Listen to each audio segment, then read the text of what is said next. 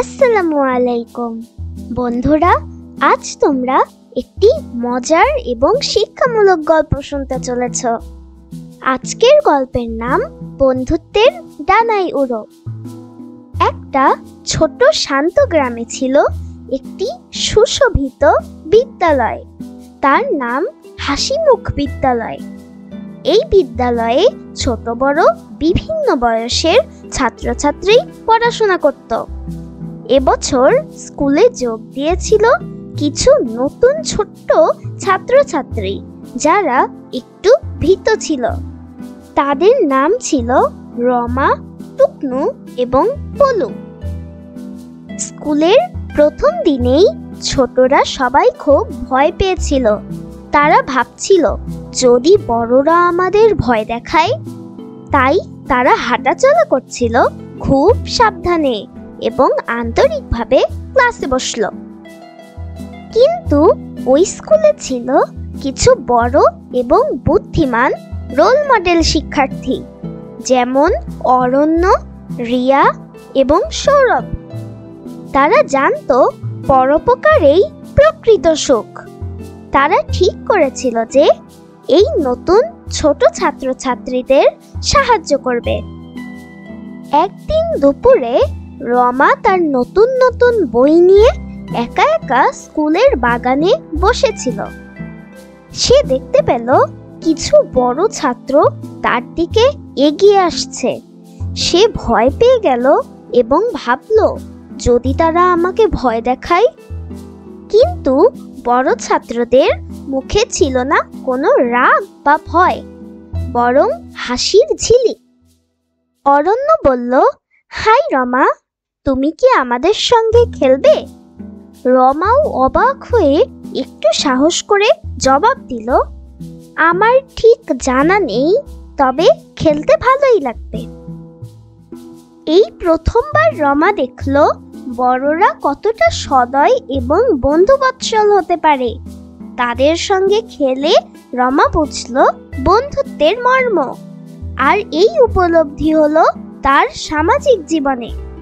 অন্যদিকে টুকনু প্রথমে অস্বস্তি বোধ করছিল। সে ক্লাসের পিছনে বেঞ্চে বসে প্রায় একা একা থাকত। সৌরভ একদিন টুকনুর কাছে এসে বলল, হ্যালো টুকনু, আমি তো তোমার ব্লকের অঙ্কে সাহায্য করতে চাই।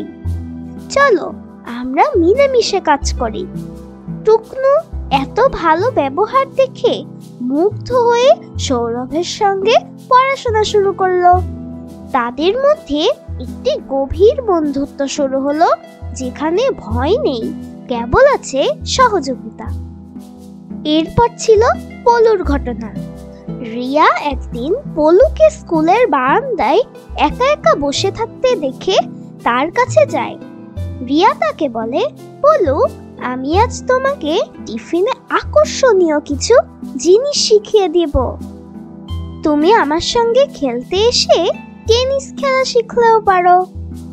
পলু তৎক্ষণাৎ ভয়ে গুটিয়ে যাওয়া বন্ধ করলো এবং বুঝলো যে বড়রা নিজেদের সমান মনে করতে চায় আর সাহায্য করতে চায়।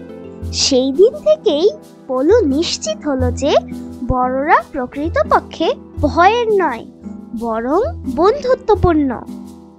শুধু 2 মাসে রমা, টুকনু এবং পলু বিদ্যালয়ের গর্ববোধ করছিল। তাদের জীবনে নতুন বন্ধুত্বের সুবাস এসে ধরা দিল। তারা আর ভয় পেত না, বরং তাদের বিদ্যালয়ের টাইমটা ভালো লাগতো। এই গল্পের মাধ্যমে শিক্ষার্থীরা বুঝতে পেরেছিল যে ভয় দেখিয়ে নয়, ভালোবেসে এবং হাতে হাত মিলিয়ে আমরা নিজেদের সমাজকে আরো ভালো করে তুলতে পারি। এইভাবে হাসিমুখ বিদ্যালয় সত্যিই হাসিমুখ হয়ে উঠেছিল। বড়রা ছোটদের বন্ধু বানিয়ে নেয়, আর ছোটরা সময়ের সঙ্গে বড় হয় আর বড়দের মতো ভালো আচরণ করত। বন্ধুত্ব আর ভালোবাসা দিয়ে তৈরি এইখানে এক নতুন অধ্যায়, যেখানে সবাই মিলেমিশে হাসি খুশিতে ছিল। আর তারা জানতে পেরেছিল যে জীবন হলো সুন্দর যখন সবাই মিলে হইচই করা যায়। আর তাই বন্ধুদের সত্যিকারের বন্ধু হয়ে থাকতে জানো আর দেখো কিভাবে জীবন সবসময় হাসবে তোমার দিকে। তাহলে আজ এখানেই শেষ করছি। আল্লাহ হাফেজ।